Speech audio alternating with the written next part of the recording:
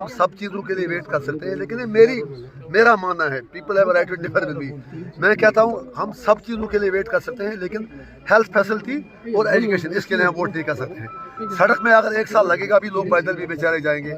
अगर पानी भी ख़राब होगा, मैं कहता हूँ उबाल के पियेंगे। लेकिन अगर एजुकेशन हमारा ख़त्म हो गया तो हम क्या करेंगे?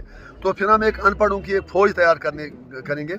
इसी तरह अगर अस्पतालों में हमारे पास इंफ्रास्ट्रक्चर नहीं होगा, डॉक्टर नहीं होंगे, तो हमारा क्या होगा? इसीलिए मेरी प्रायोरिटी हर चीज़ है। ऐसा नहीं कि मैं सिर्फ एजुकेशन और हेल्थ सेक्टर की बात कर रहा हूँ। अनफॉर्चुनेट है, बहुत ही बदकिस्मती है।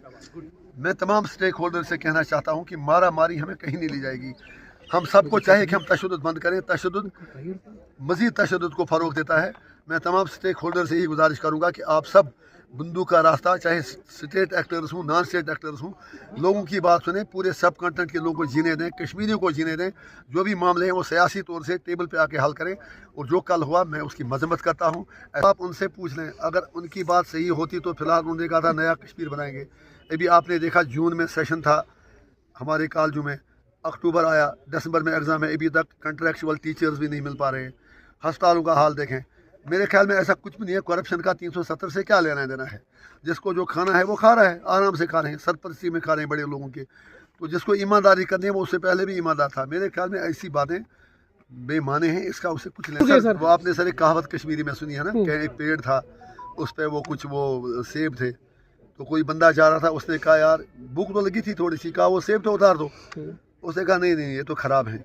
फिर जब थोड़ा थोड़ा करके भूख लगी तो फिर उसे एक एक करके कहा ये भी ख़राब नहीं, ये भी ख़राब नहीं, सारे खाता गया।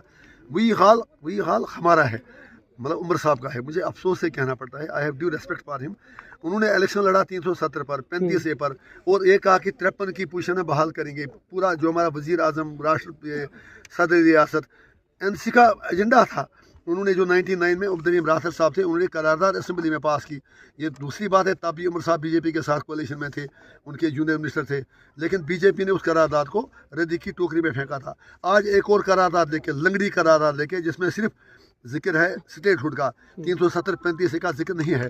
तो उमर साहब को अपना मुहासबा करना चाहिए, उनके लोगों को उनसे पूछना चाहिए कि उमर साहब आखिर आप हमारे जज्बात के साथ क्यों खेलते हैं?